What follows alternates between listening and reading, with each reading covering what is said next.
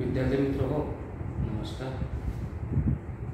आजच्या तासिकेमध्ये आपण BA तृतीय वर्षातील ऐच्छिक मराठी अभ्यासपत्रिका 9वी आणि सत्र 5वे साहित्य विचार या अभ्यासपत्रिकेचा आपण अभ्यास करत आहोत. यापूर्वीच्या काही तासिकेमधून आपण साहित्याचे स्वरूप पाहिलेलं आहे. यामध्ये प्रामुख्याने साहित्य म्हणजे काय आणि जे काही प्राचीन संस्कृत अभ्यासक आहेत, भारतीय अभ्यासक किंवा भारतीय विचारवंत यांनी साहित्याच्या ज्या काही महत्त्वपूर्ण अशा व्याख्या केलेल्या आहेत, त्यामध्ये भामह असतील, रुद्रट असतील, वामन असतील, विश्वनाथ असतील, मम्मट असतील, विश्वनाथ असतील, राजशेखर असतील, कुंतक असतील इत्यादी विविध अभ्यासकांनी साहित्याच्या व्याख्या केलेल्या आहेत. आणि साहित्याच्या व्याख्या केल्यानंतर याच प्रमुख विचारवंतांनी, संस्कृत अभ्यासकांनी साहित्याची लक्षणे सांगितलेली आहेत. त्या लक्षणांचा विचार आपण करत आहोत. भारतीय अभ्यासकांनी जे साहित्याची लक्षणे सांगितलेली आहेत, त्यापैकी पहिले लक्षण आपण अलंकार विचार हे समजून घेत आहोत. भारतीय अभ्यासकांनी सांगितलेली साहित्याची लक्षणे विशद करा असा प्रश्न परीक्षेमध्ये विचारला जाऊ शकतो. त्यावेळी आपण भारतीय अभ्यासकांनी जे काही साहित्याच्या व्याख्या केलेल्या आहेत, त्याचा थोडक्यात विचार करून साहित्याची जी लक्षणे आहेत ते आपण विस्तृतपणे लिहू शकता. यासाठी सर्वप्रथम आपण भारतीय अभ्यासकांनी सांगितलेली जी साहित्याची लक्षणे आहेत हे समजून घेणं अतिशय आवश्यक आहे. अलंकार या साहित्याच्या लक्षणाविषयी सांगत असताना भारतीय अभ्यासकांनी साहित्याच्या किंवा काव्याच्या व्याख्यामध्ये जी लक्षणे सांगितलेली आहेत, त्यापैकी अलंकार हे एक अतिशय महत्त्वपूर्ण असं लक्षण आहे.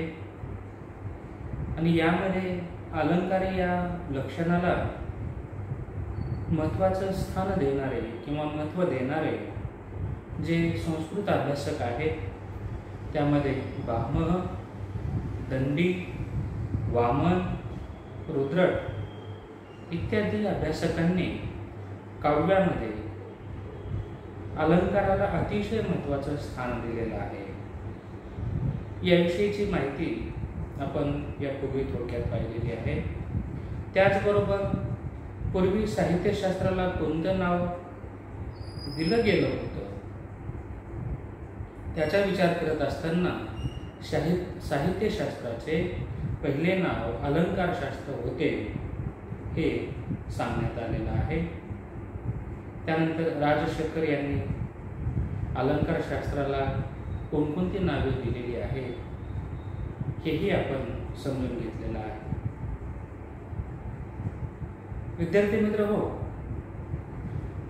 भारतीय अभ्यासकांनी काव्यामध्ये अलंकाराला अतिशय महत्त्वाचं स्थान दिलेलं आहे. आणि दैनंदिन जीवनामध्ये, दैनंदिन व्यवहारामध्ये आपण अलंकार हा शब्द जेव्हा या ठिकाणी वापरतो तर त्याला भूषविणारी वस्तू असं या ठिकाणी म्हटलेलं आहे. भूषवणे म्हणजे शोभा वाढवणे, सौंदर्य निर्माण करणे. आणि अलंकार या शब्दाला दैनंदिन जीवनामध्ये, व्यवहारामध्ये दागिना हाही शब्द या ठिकाणी वापरलेला आहे. एखादी सुंदर स्त्री जेव्हा सोन्यापासून चांदीपासून तयार केलेले दागिने परिधान करते तेव्हा ती मुळातच सुंदर असणारी स्त्री हे विविध मौल्यवान असे दागिने परिधान केल्यामुळे ती आहे त्यापेक्षा अधिक सुंदर दिसू शकते. म्हणून महिलांमध्ये जे काही विविध दागिने ते परिधान करतात त्याची मागणी या ठिकाणी असते. सोन्याला चांदीला या ठिकाणी अतिशय महत्त्व आहे. मग या सोनेरूपी अलंकाराचा, सोनेरूपी दागिन्याचा आणि आपण साहित्यामध्ये जो अलंकार हा शब्द वापरलेला आहे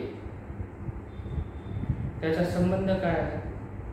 तर या दोन्हीचाही अर्थ पाहिला तर व्यावहारिक जीवनामध्ये अलंकार जो सोन्याचा दागिना आहे तो स्त्री परिधान करते आहे, पण काही पुरुषही गळ्यामध्ये चेन, हातामध्ये ब्रेसलेट वगैरे या ठिकाणी अंगठी वगैरे वापरू शकतात.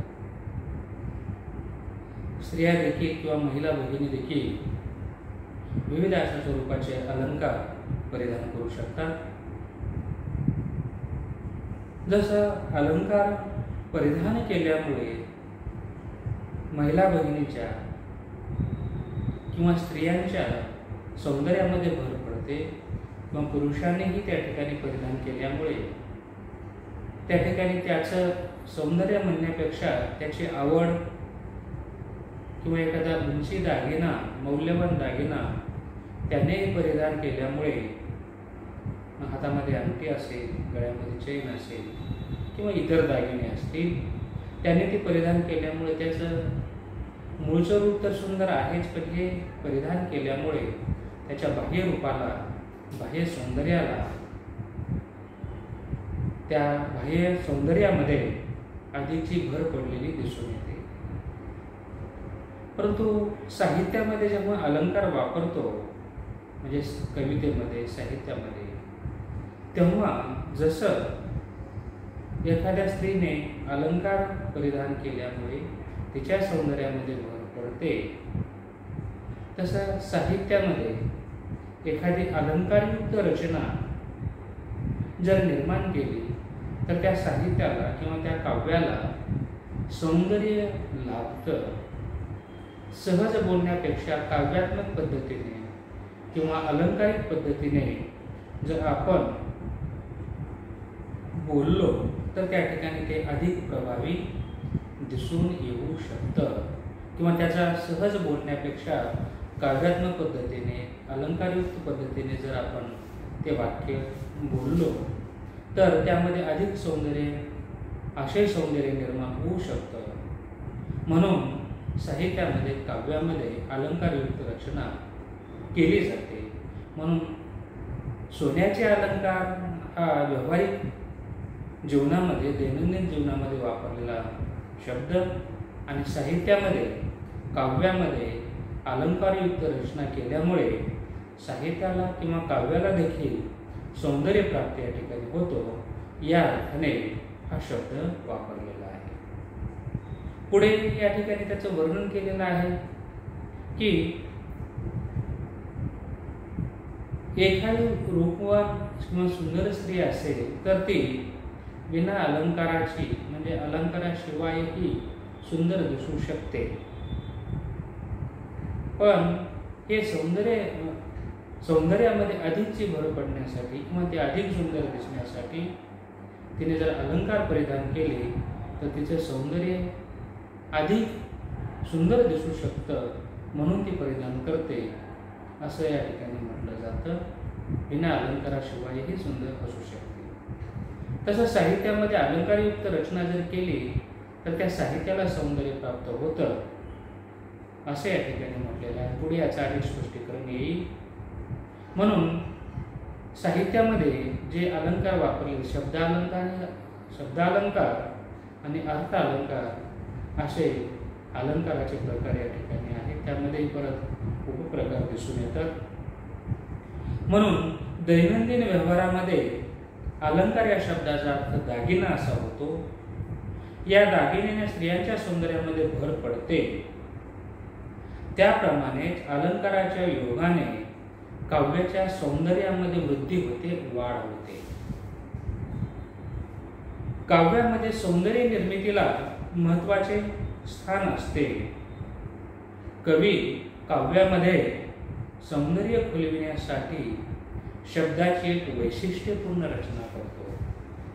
मग जेव्हा एखादा कवी काव्य निर्मिती करत असतो किंवा कवितेची निर्मिती करत असतो, त्यावेळी ते सौंदर्य खुलविण्यासाठी आपली कविता अधिक सुंदर व्हावी,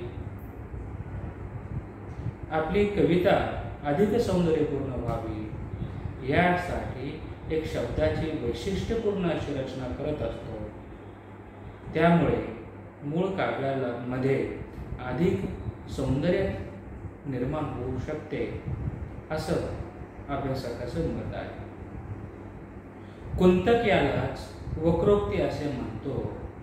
जे भारतीय संस्कृत अभ्यासक आहेत कुंतक, यांनी अशा वैशिष्ट्यपूर्ण रचनेला वक्रोक्ती असं म्हटलेलं आहे. कवी सर्वसामान्यप्रमाणे न बोलता वक्रोक्तीपूर्ण भाषेत बोलतो, त्यामुळे त्यांच्या काव्याला शोभा येते, असं अभ्यासक या संदर्भामध्ये आपले विचार व्यक्त करतात. यामुळेच प्राचीन साहित्यशास्त्रज्ञ अलंकाराला काव्याचे प्राणभूत तत्व मानतात. वैशिष्ट्यपूर्ण रचना केल्यामुळे किंवा अलंकारयुक्त रचना केल्यामुळे काव्याला शोभा येते, मूळ काव्यामध्ये अधिक सौंदर्याची भर पडते. आणि यामुळे जे प्राचीन साहित्यशास्त्रज्ञ आहेत, त्यांनी अलंकाराला काव्याचं प्राणभूत तत्व मानलेलं आहे. अलंकारयुक्त रचनेला अतिशय महत्त्व दिलेलं आहे. म्हणून साहित्याची लक्षणे सांगत असताना अलंकार हे साहित्याचं अतिशय महत्त्वपूर्ण प्राणभूत तत्व आहे, असं प्राचीन भारतीय अभ्यासक या ठिकाणी म्हणतात. मग हा जो अलंकार विचार आहे, हा अलंकार विचार यापूर्वी कोणता आणि कशा पद्धतीने साहित्याच्या माध्यमातून आलेला आहे, या संदर्भातील विचारही इथे आलेला आहे. या अलंकार विचाराचा प्रवास आपणास भरत मुनीच्या नाट्यशास्त्र या ग्रंथातून दिसून येतो. भरत मुनी हे प्राचीन संस्कृत अभ्यासक आहेत आणि त्यांनी लिहिलेला नाट्यशास्त्र हा जो ग्रंथ आहे, या ग्रंथामधून हा अलंकार विचार आलेला दिसून येतो. या अलंकार विचाराचा प्रवास अशा पद्धतीने झालेला आहे, असं अभ्यासक आपलं मत या ठिकाणी नोंदवितात. आणि अलंकाराचा साहित्यामध्ये काव्यामध्ये वापर केल्यामुळे सौंदर्यामध्ये भर पडते. म्हणून सौंदर्याच्या आविष्काराला अलंकार संबोधले आहे, म्हटले आहे. या अलंकार विचाराचा प्रवास भरत मुनीच्या नाट्यशास्त्र या ग्रंथातून दिसून येतो. आणि काव्याला जे सौंदर्य प्राप्ती झालेली आहे, सौंदर्याचा जो आविष्कार झालेला आहे, त्या आविष्काराला अलंकार असे या ठिकाणी म्हटलेलं आहे, असा अभ्यासक आपले मत या ठिकाणी मांडताना दिसून येतात. विद्यार्थी मित्रांनो, अतिशय विस्तृत अशा स्वरूपामध्ये भारतीय अभ्यासकांनी साहित्याची लक्षणे सांगितलेली आहेत. त्यापैकी पहिल्या लक्षणाचा विचार आपण या ठिकाणी करत आहोत, अलंकार विचार. आणि या अलंकारामुळे कशा पद्धतीने काव्यामध्ये सौंदर्य प्राप्ती होऊ शकते, सौंदर्य निर्माण होऊ शकतं. आणि अलंकार हा किंवा अलंकार याचा प्रवास कशा पद्धतीने झालेला आहे, कशा पद्धतीने अलंकार या शब्दाचा साहित्यामध्ये किंवा अलंकाराच्या साहित्यामध्ये वापर करण्यात आलेला आहे, आणि त्यामुळे काव्यामध्ये कशी सौंदर्यता निर्माण झालेली आहे, या संबंधीचा विचार थोडक्यात या ठिकाणी मांडलेला आहे. अभ्यासकांनी जे आपले मत मांडलेले आहे, त्या आधारे आपण हे विवेचन केलेलं आहे. साहित्य विचार या पुस्तकामध्ये अभ्यासकाने जे विचार मांडलेले आहेत त्या आधारे आपण ही माहिती पाहिलेली आहे. या अलंकारामध्ये देखील जे काही प्रकार आहेत याचा विचार या अभ्यासपत्रिकेमध्ये ज्या अनुषंगाने केलेला आहे त्या आधारे आपण या ठिकाणी समजून घेऊया. आजच्या तासिकेमध्ये आपण इथेच थांबणार आहोत. या पुढील भागाचे विवेचन आपण पुढील तासिकेमध्ये करूया. धन्यवाद.